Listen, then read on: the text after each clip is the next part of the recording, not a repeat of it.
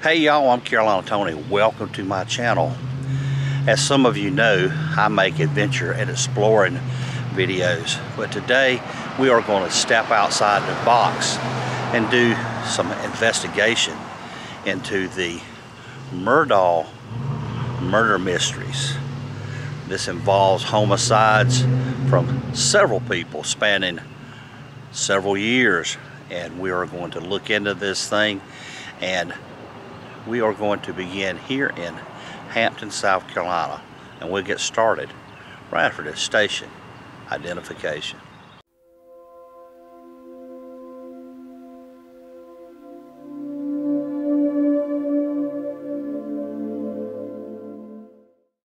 This is the Peters, Murdaugh, Parker, Elsroth, and Dietrich law firm here in Hampton, South Carolina. In order to try to understand some of what's going on, first of all, we need to know that Alec Murdaugh was a solicitor here in Hampton. Now, in some states they call a solicitor the district of attorney. South Carolina has a different way of doing things. But not only was Alex a solicitor, his father was a solicitor, his father's father was a solicitor, solicitors going back 90 years. A solicitor would be the person that would decide if someone was going to court and also to prosecute during a trial. This law firm has handled some pretty big multi-million-dollar cases over the years, and there is a lot of money here. The Murdaughs are known all over the state, but more especially here in Hampton and in what we call the Locum Country, which would be from here to the coast. I have read where the Murdaughs had helped a lot of people out in this area, in this part of the state, get out of some tight situations, and they were thought well of by a lot of people. But there are also another side of the story. Sometimes in helping some people out, you don't help people out on the other side, so therefore there were enemies. I read in an interview that you never cross them, and if you do, you make sure they don't find out that it was you that did it. Shortly after the homicide of Alex's wife and son, an investigation began that led to Alex being dismissed from the law firm after finding that he had perhaps misappropriated some funds. More investigation led to him losing his license to practice law. Now, around September the 14th, I'm not sure of the exact date, Alex Murdaugh was indicted, and the bond was set at $20,000, and he was instructed to stay in drug rehab until the court date, and if he left, he would go to jail. He was indicted to have his own self killed for the insurance money to go to his oldest son, Buster. Some of the reports that I read was that the person he had hired was a distant cousin or some relative. Also, they said that he was perhaps his drug dealer. Nonetheless, that person was arrested and denied everything. And remember, we are innocent until proven guilty. He stated that he went to help Alex out, and Alex was waving a gun, so he left.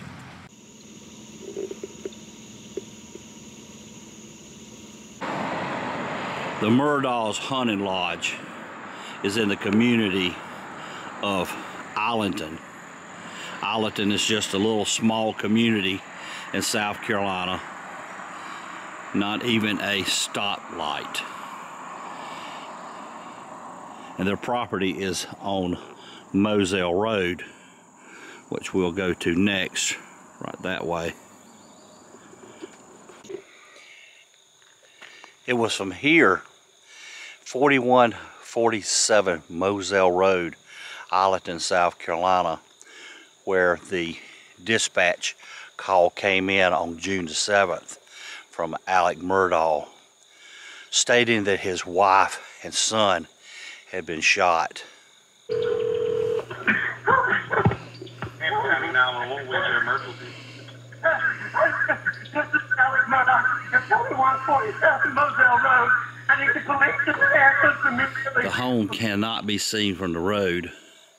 As you can see, the gate is closed, and it's back up in there a good ways. According to dispatch, Alec had called, stating that his son and wife had been shot near the kennel. Now, the kennel is several hundred yards from the main house. Apparently, his son Paul, which was 22 at the time, had been shot with a shotgun, 2 blasts to the chest and the head, and his wife had been shot numerous times with a semi-automatic rifle. Some news agencies went ahead and stated that she was shot with a military-style weapon. They don't know that. They just know that it was a semi-automatic weapon. Some news reports state that the son, Paul, had received threatening phone calls over the weeks and months prior to the homicides, but they don't have any proof of that.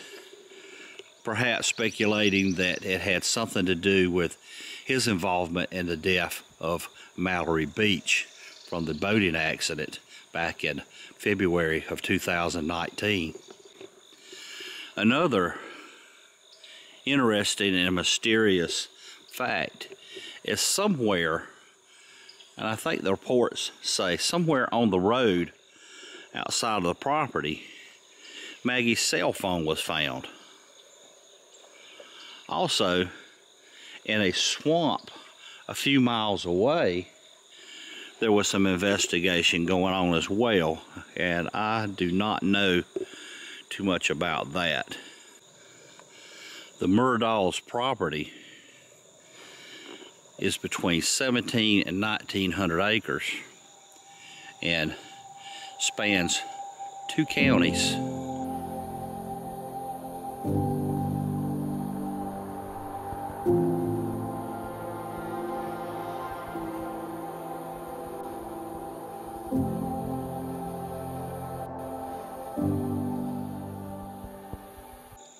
At the time of the homicides, Paul had been charged with the wrongful death in the boating accident involving Mallory Beach and was awaiting trial.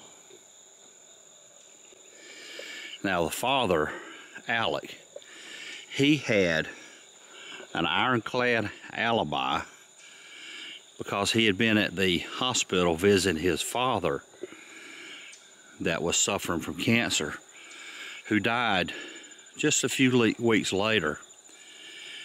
And then he went to visit his mother that was suffering from dementia.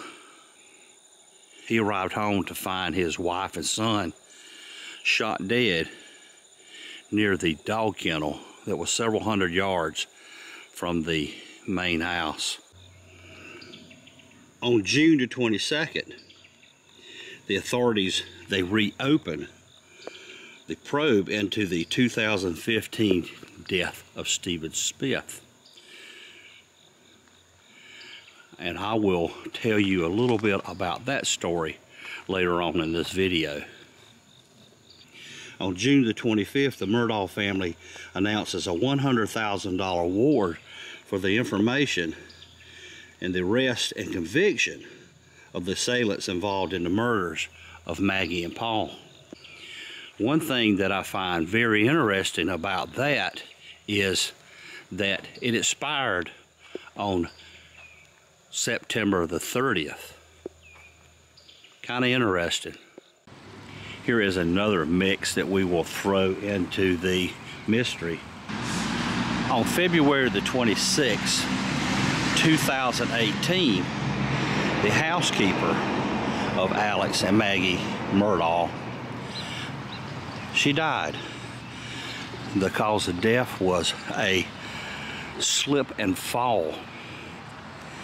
Now, the interesting thing about it was the coroner was never notified and there was never an autopsy, but the children of Gloria was promised $500,000 from an insurance settlement, but there's questions on whether they ever received that or not.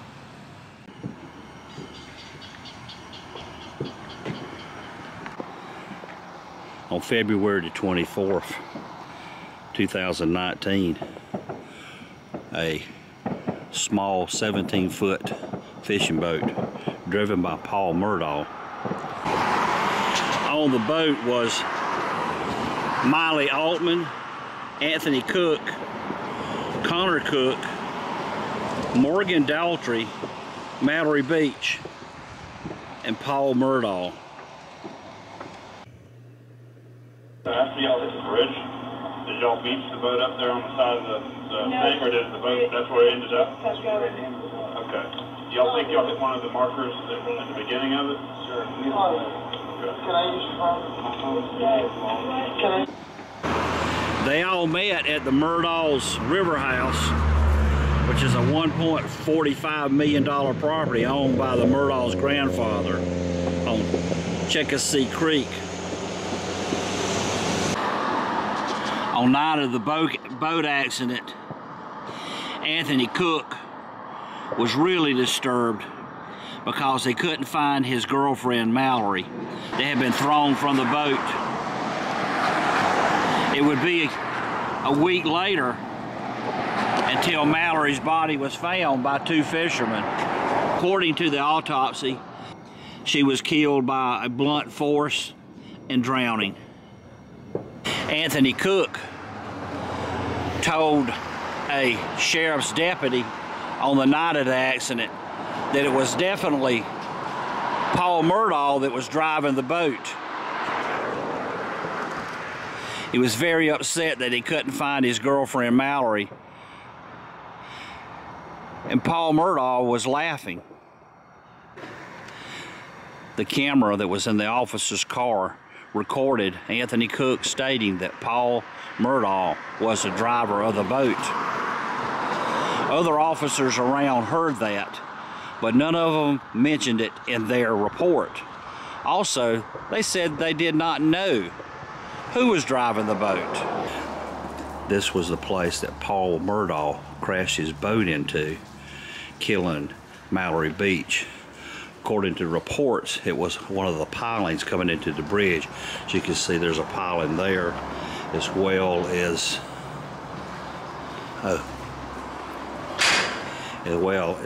over there, and very narrow under this bridge, and the boat was traveling at a high rate of speed, so it's easy to see how it was as bad as it was.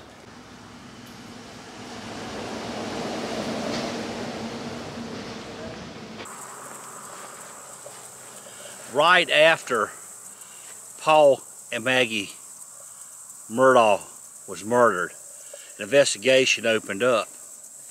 But it opened up a case that had been closed since 2015. On July the 8th, 2015, at approximately 4 o'clock in the morning, the body of Stephen Smith was found on a lonely road about 11 miles from the Murdaugh's home. Now, Stephen was 17 years old. He was openly gay, and for living in a small community like Hampton, that could cause some problems. Nonetheless, an autopsy was done, and it was ruled that it was a hit and run.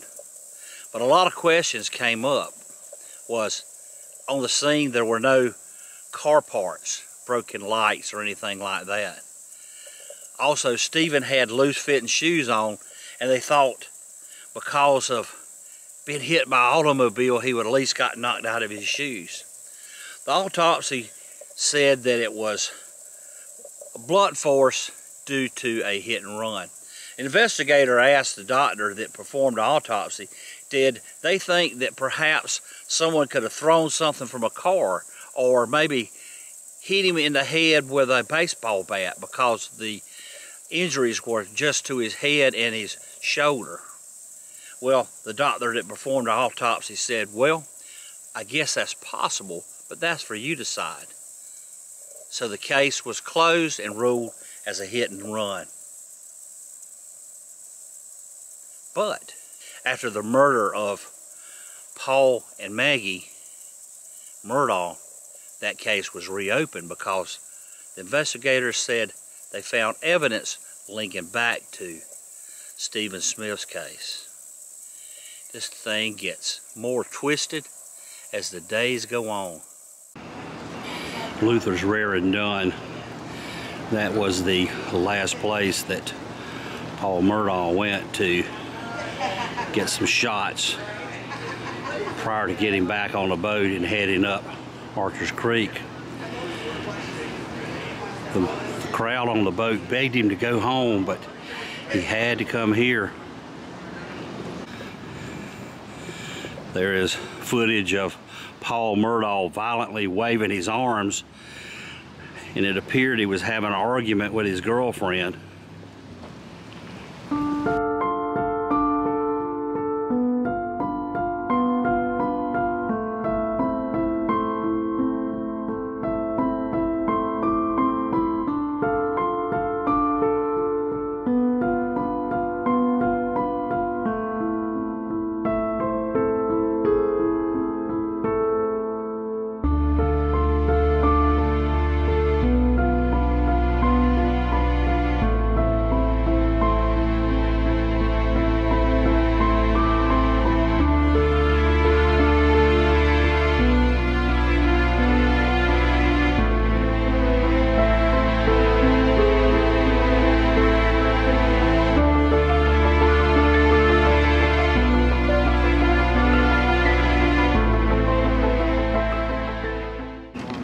So this is the camera that actually filmed the Murdaugh in his drunken stupor as he went to get on his boat.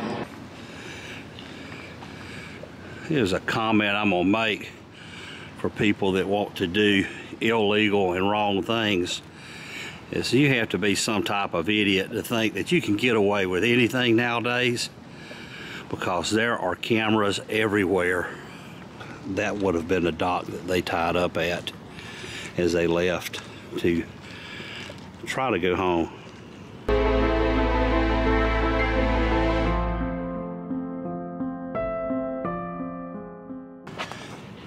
I have found out that the more questions I ask, the more questions there are to ask.